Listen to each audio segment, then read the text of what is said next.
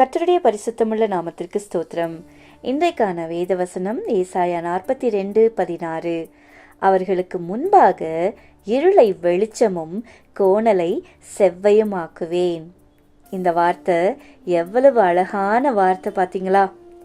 இருளை வெளிச்சமும் கோணலை செவ்வையுமாக்குவேன்னு சொல்லி. ஒருவேளை உங்க வாழ்க்கை இருண்டு போன வாழ்க்கையா இருக்கலாம். அடுத்து என்ன செய்ய போறோன்னு தெரியாத ஒரு சூழ்நிலையில் இருக்கலாம். எதிர்காலத்தை குறித்து ஒரு பயம் இருக்கலாம். என்ன செய்ய போறோம், எங்க போக போறோம், என் வாழ்க்கை முடிவு எப்படி இருக்கும்னு தெரியாதேன்னு சொல்லி ஒரு குழப்பத்தோடு யோசித்து கொண்டே இருக்கலாம். இப்படி பலவிதமான யோசனைகள் நமக்குள்ளாக அழித்து கொண்டே இருக்கலாம். ஏதோ ஒரு இருள் நம்மை போட்டு அழித்து கொண்டே இருக்கலாம். 2வது, கோணலை செவ்வையாக்குவாராம். நம்முடைய வாழ்க்கை தாறுமாறாயிருக்கும். பள்ளம் மேடு நிறைந்த வாழ்க்கையாக இருக்கும். எப்படி மேலே வருவது என்று தெரியாத ஒரு சூழ்நிலையில் இருக்கலாம். ஆனால் நம்முடைய ஆண்டவர் என்ன சொல்லுகிறார் தெரியுமா?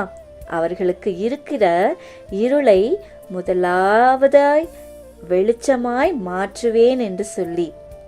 ஆதியாகமம் 1ஆம் அதிகாரத்தை பார்க்கும்போது முதல்ல அவர் வாயை திறந்து சொன்ன ஒரு வார்த்தை வெளிச்சம் உண்டாக கடவுது என்று சொல்லிதான் சொன்னார். அவர் சொன்ன அடுத்த நிமிஷமே இருண்டு போயிருந்த இந்த பூமி வெளிச்சத்தை பார்த்தது என்று சொல்லி நாம் எல்லோருக்கும் தெரிந்த ஒன்றுதான். அதே போல கர்த்தருடைய ஒரு வார்த்தை போதும் நம்முடைய இருளான வாழ்க்கையை வெளிச்சத்திற்கு கொண்டு வர, நம்மை சுற்றி இருக்கிற அந்தகாரத்தை மாற்றுவதற்கு. 2வது, கோணலை செவ்வையாக்குவார். என் வாழ்க்கையே தாறுமாறா இருக்குது, அங்கும் இங்குமா அலையிற வாழ்க்கையா இருக்கு, ஒரு நிலையான வாழ்க்கை இல்லைன்னு சொல்லலாம், யோசிக்கலாம். உங்களுடைய கோணலான வாழ்க்கையை செவ்வையாக்குவார்.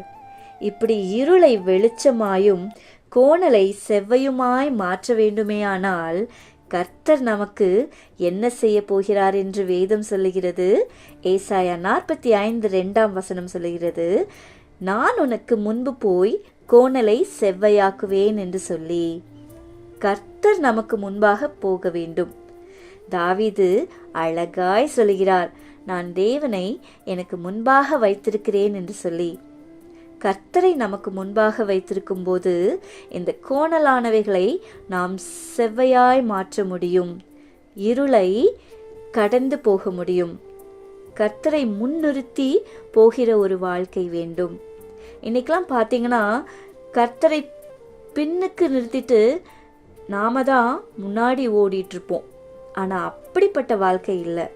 கர்த்தரை முன்னாடி நிறுத்தி அவருக்கு பின்பாக நீங்களும் நானும் நடந்து போகும்போது இருளை வெளிச்சமும் கோணலை செவ்வையுமாய் மாற்றுவார்.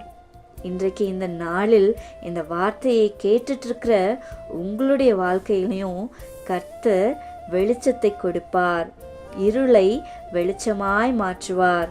உங்களுக்கு முன்பாக இருக்கிற எல்லா அந்தகாரத்தையும் நீக்குவார். ஆச்சரியமாய் நடத்துவார்.